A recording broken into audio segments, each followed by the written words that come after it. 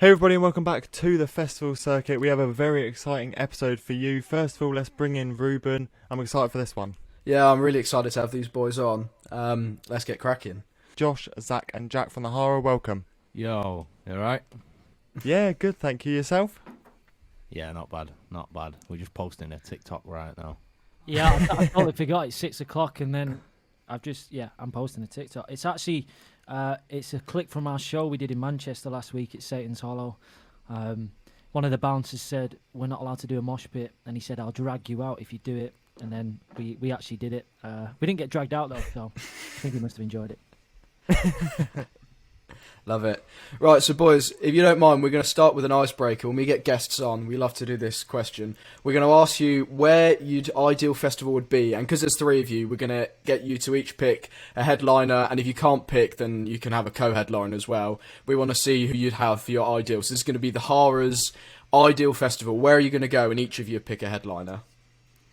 Oh, right. It always takes a while. I'll say Australia. Right. Nice. Is a place. Do you know the festival in Australia? Is it any festival or just like... It'd be at whatever make your festival you own? want. If you want to make one Yeah. up, if you want to be in Oz, just No, make it. It's a made up. It's Hara Fest, right? It's in Australia, Nice. and the headliners are gonna be Muse and Limp Bizkit. Love it. Nice. Are we all choosing one? Yeah, Yeah, go on. yeah. Right. Wanna hear Let's from just go audio. with. I just go with Glasgow because we've never played Glastonbury, and then I'm gonna go with Idols, Us, and Bring Me the Horizon. Love it. Lovely. I'd say you seen that When We Were Young festival that's happening. in Yeah, Australia? yeah. Mate, that looks so cool. If it's real, that would. Be Yeah, about to say, you might get Yeah. there and it's not even there. If it's real, I mean, man, that would be so cool. So yeah, just everything about that would be so sick. But I'm not a big fan of Paramore though. I'd replace Paramore actually. Oof. Replace Paramore. Who would you replace him with? Probably with Biscuit. That'd be so sick. Lovely, thank you very much. We appreciate that. Well, first of all, we're going to go into sort of the story behind the band. Obviously, I saw online, Josh, was it as simple as you just posting up an advert? Yeah, it's so boring. Like we always get asked this question, and there's no mad story at all. I posted an advert. Zach replied to it and said, "Oh yeah, mate, I'll come have a jam." And then found you like a couple of months later. I messaged him on Facebook. I remember I knew him from uni. I was like, "Oh, I remember this guy," and then that's that. Easy as that. And how long ago was that now? 4. Are we coming up to 5 this year? So it's over 4 years, right? Well, yeah, it is 4 years. Yeah, a little bit of anniversary. And the name The Hara, where did that come from? My barbecue in my garden. Wow. Yeah, it says Sahara on the barbecue, and we were struggling. We had a few beers, and we looked over and we were like, "Oh, what about the Hara?" And it kind of stuck. So it also means we're not allowed to swear on here, I assume, but it means No, you can do whatever you You can want. go for it. Oh, You we can go can. for All right, it. sweet. It means the shit in Maltese. So That's it. yeah, pretty cool, right? Yeah, very cool. Was there any other names that were floating about? Yeah. Unfortunately, there were. Choosing a band name is one of the hardest things I think you can do, and there's so many things that go into it that I think a lot of people overlook. Other than just choosing a really cool name, you got to look at like what's available online and stuff like that. You know, like Yeah. ats are really important, and having that one consistent at across social medias is nigh on literally impossible. So it took us ages to figure out a name, but it wasn't us. It was our manager. It's definitely not us. This is it was awful, and he was convinced that we should call ourselves BAD, right, which is like an acronym, bad, just like Big Audio Dynamite, the disco band in the 70s. He was basing it off a band, that band, which is hilarious enough. But he wanted it to stand for Boys Addicted to Desire. And Oh. we'd be bad. Thank fuck you didn't do that. Bad. And then the barbecue, yeah. So it was that or a barbecue, and I think. And the barbecue we won. made the right choice. Yeah, that would have not been right, would it? It's just so many weird connotations. So a barbecue was the inspiration behind the name. What's the inspiration behind the music? Who do you take on? I think loads of different people, and bands and whatever. We all have different backgrounds in music, so Zach grew up listening to a lot of like the original metal and rock bands like DC and all that sort of stuff. And I grew up to like 50 Cent and Eminem and rappers and grime, like all that sort of thing. And Josh was the coolest one listening to Robbie Williams and that as well. so it has a big blend to start with. And then now I think these elements of we get compared to who is it we get compared to a lot early early Guns N' Roses and it's like don't know, there's loads of Biscuit got compared to Biscuit the other day. Killers, Royal Blood, loads of people I think we just take little bits from, and especially with our music going forward we try not to be in one kind of lane with it. We want to branch and play as many genres really as we can, that still keeping it the Hara style, but yeah. So the Download Pilot Festival was one for you boys that was massive, just on the back of the TikToks. But how was it to finally, after spending loads of time on TikTok and gaining a lot of popularity on there, being able to finally get out in front of a crowd at the Pilot Festival? It looked mega. Yeah, I think it was weird timing, because I remember that week we were playing Download. I was like losing the will to live with TikTok. Like, it got to that point where we'd done it for like a few months, and I was just like, this is not what I want with my life. You know, am I still a musician? Are we a band? We've not played a show in like 2 years, and then I was like, well, we got Download. It might be well. It might, you know, we might have a good reaction. Who knows? I don't care. We're just playing a show. And then I remember we walked out, and just that feeling, it just instantly came back. I was like, this is why we do it. And I remembered, and it just gave me goosebumps thinking about it, you know, coming off. And I was like, come on, we're still good, man. Yes, we're still a band. And yeah, it just kicked it off again for us and give us that spark that we needed. So. And obviously, it was Download that actually gave you a massive TikTok moment as well, with the viral one, 3 million views, I think, and it's now you have 300,000 followers in it, 6 million likes. Yeah, we didn't expect that. I mean, people know us now for the guy who takes his skirt off on stage. So I don't know if that's any better, but we're getting there. You know, it's baby steps, right? But it must have had quite an impact though. Sort of, you've probably noticed sort of that was around that time when your stats probably started going up and up.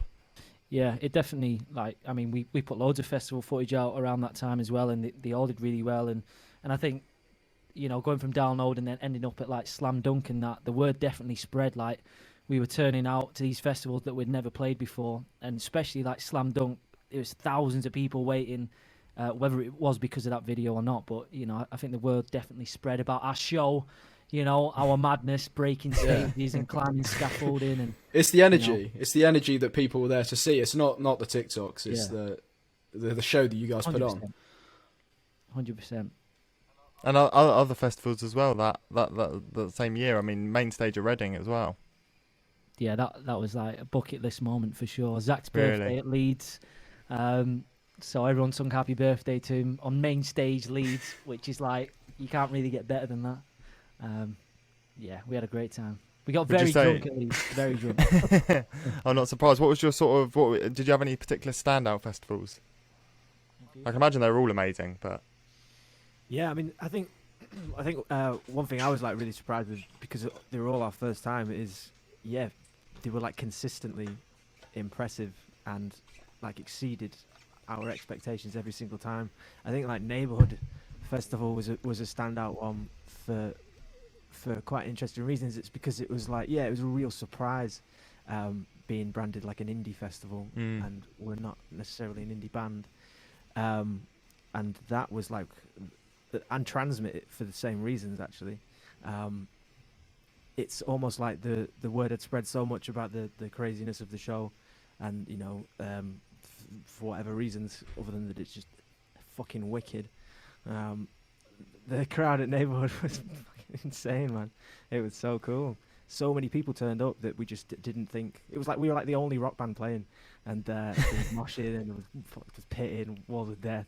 There's everything you could imagine. An indie, and then like some little indie band came on and played some chords after it. It was well funny. To be fair though, I bet you're expecting the same sort of thing this year as well, because you've got those sort of festivals again, sort of truck. Why not? Yeah, I mean, we got Download again, so Yeah. I think it's gonna be a good one. It's gonna be fun. Love it. Hells Yeah. So we're staying on the theme of the festivals, like when you're playing the main stage at Reading and Leeds, obviously I'm sure for you boys, Leeds was the main one out of those two, being up north. What's going through your mind as you're stepping out to like thousands of people that are stood there waiting and have come especially out to see you? What's going through your head? This stage is absolutely massive. Help. Literally, literally. It was like, because of our setup as well, I go on stage left, Zach stage right, and Josh in the middle, and Josh runs around and that.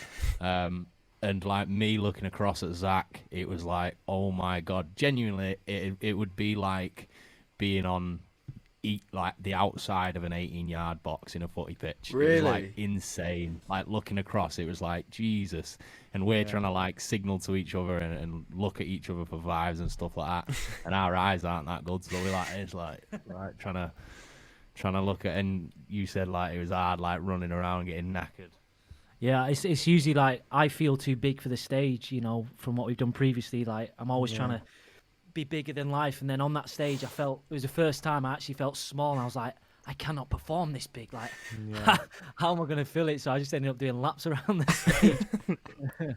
Great workout though, great workout. Yeah, crazy. And being backstage at festivals like that, I'm sure you ran into some big bands, big names that you maybe hadn't seen before. Any cool stories from those? Kind of, yeah. We saw Kid Leroy, but he was with his big bodyguards, and he looked like he was too cool for school. And we were like, "Come on, mate, you know, at least say hello." But no, didn't say hello. Straight to the dressing room. What a no, I'm joking. I mean, he might be lovely. Becky Hill, we met. She was nice, looking nice. And then she left early, and we stole all her beers from her dressing room. No, there you go. We're actually on a mission to start beef with Becky Hill just for the banter. Like, so if we can get the message out, hi Becky, we stole your beers. Do you want any beef? Then we'll clip that. Sure, done. Yeah. Yeah, nice. Yumi at 6. We're good friends with Max. We've actually wrote a few songs with Max. So it was good seeing them, chilling with them. Anyone else? Did we see anyone? Oh, Slow Time. We saw. Oh, wow. Yeah, backstage at Download Pilot, we were all chatting to like While She Sleeps and Yonica, and yeah, I mean Download was pretty crazy. It was all just like everyone's kind of trailer just turned into a bit of a party afterwards. So it was just like throw yourself in whatever room you can get in, and there's going to be some interesting people in there. Yeah. So I was just like darting between them all.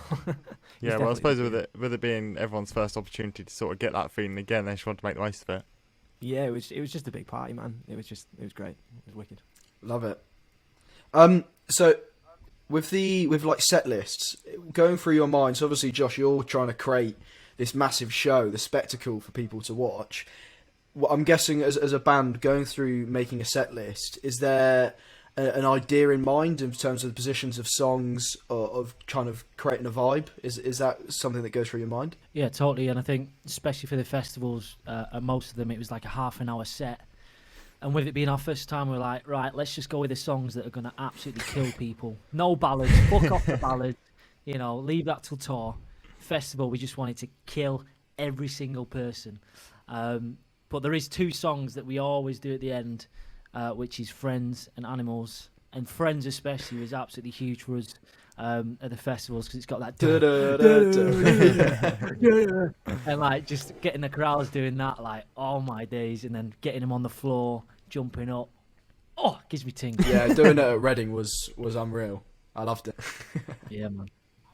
I think I actually, that funny story about Reading is it was the first day we got insurance for us. So like if we accidentally hurt anyone in the crowd, public liability, that's it. It was the first day we got it, and at Reading I went up to the barriers and I think I kicked a girl in the face and like by accident and knocked her on the floor, and like obviously we had public what's it called, liability. So I was like, it's all right, I'm covered. But no, obviously she was fine. She was fine. But I just thought it's funny that the first day we got it, You just thought you'd test it out, make sure it worked. yeah, just make sure it's working. So 2021 was obviously a year where everyone got to go back to festivals, live music. What was your sort of, if you could pick one moment, if it might have been just the download walking out, but what was that one standout moment from that year? Yeah, I think it's got to be that, the first show, download. We've actually, should we get the picture? Get this up. So this is the moment straight after we'd finished the set and we knew we'd smashed it. We got it framed here so we can remind ourselves. That's class. Josh with a rack of clothes there. And just, yeah, just me in my boxes.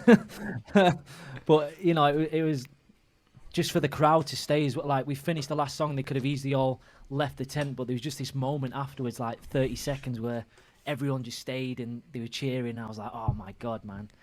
Like, yeah. Really cool. Yeah. So, coming away from festivals a little bit, you mentioned your inspirations earlier. What sort of music do you listen to? Because obviously, your covers you do on TikTok, you do absolutely loads, and we mentioned it before we started recording. That's absolutely nothing to do with our music taste, by the way. Set the record straight. We just go, oh, that's brilliant. Yeah, let's just set it straight. I'm struggling at the minute, listening-wise, to things. I think we keep going on about Limp Bizkit. We're absolutely obsessed with Limp Bizkit. Yeah. The new album we absolutely love. That was a big inspiration for some of our upcoming music. You're in, Korn. Enter Shikari, the new album, that was like my lockdown anthem. Absolutely loved that. What about you, anyone? John Mayer. He loves John Mayer. John Mayer's his hero. No surprise. And then you just love your hardcore rap, don't you? Yeah, like DMX. Yeah. I mean, you'd think we'd have some favourite bands as musicians, wouldn't you? But we're a bit rubbish. We kind of... I suppose you get a little bit of inspiration from all over, don't you? Well, that's it, man, yeah. If we like something, we'll go, oh, we like that. Maybe we could do something. Yeah, While She Sleeps, you're into it at the minute as well, yeah. So you're not going to bring out a song like Packs and Potions? I mean, you never know. Never say never. True. You can't rule it out. Nah, I'm sure there's a market for it somewhere. Yeah. Heavy guitars, bit of rapping. Yeah, true. So with the EP coming out, we've been able to listen to it, and me and Adam had this conversation earlier, and we both absolutely love it. Obviously, 3 of the songs now are already out, with Domino coming out. Was it last week? And you had that show in Manchester. What was that like to have that release show for Domino? I mean, we'd never done it before. It was great. Loved it. I mean, it was just first show of the year, so... And it was nice to not have the pressure of being on a tour as well, just one show, go absolutely crazy, then have a good time. Obviously, midnight Domino drop, which was really cool as well, because we hosted the after party at the venue, so we got up behind the DJ desk and we played it and everyone was singing. It was great. Got loads of free shots, loads and loads, to the point where we had to leave because I was getting given way too many in a short period of time. So we're like, let's slowly leave before this gets out of hand. But we actually performed in the round as well. Yeah, I was going to say that it looked really cool, that setup. Yeah, honestly, it was crazy. Yeah, it was Mega Man. It was wicked. Played in the round. It presented loads of new challenges that we've never had before, but we rose to those challenges. We conquered them. We are victorious, and it was wicked. Yeah, it was a good show. Pretty sick. Yeah, nice. Well, obviously now you're about to. Not long away now to embark probably on your biggest tour yet. So how are you feeling ahead of that? Yeah, it is our biggest tour, starting on April 1st, the We All Wear Black tour. Get your tickets. At theharaband.com. Really excited. We're in kind of like preparations for it now, I suppose. Just kind of thinking about the show, how to evolve the show, and go to loads of new dates and new places and territories we've never been before. So, yeah, very excited. Just a couple of months away now, really. And then we're going to hit the road. And April is, like, absolutely full, so it's going to be a busy month. And the coincides with the EP release, doesn't it? So yeah, it's really cool looking at the shows you're doing. So it's 16 shows in April, starting off in Blackpool, ending in Sheffield. And the most southern show you're doing is Southampton, and you're going all the way up to Aberdeen, which I worked out is 561 miles. So you're literally doing the whole of the UK, which is crazy. Wow. Oh, it sounds pretty intense to put it like that. You'll have fun, I'm sure. Great. No, it will be.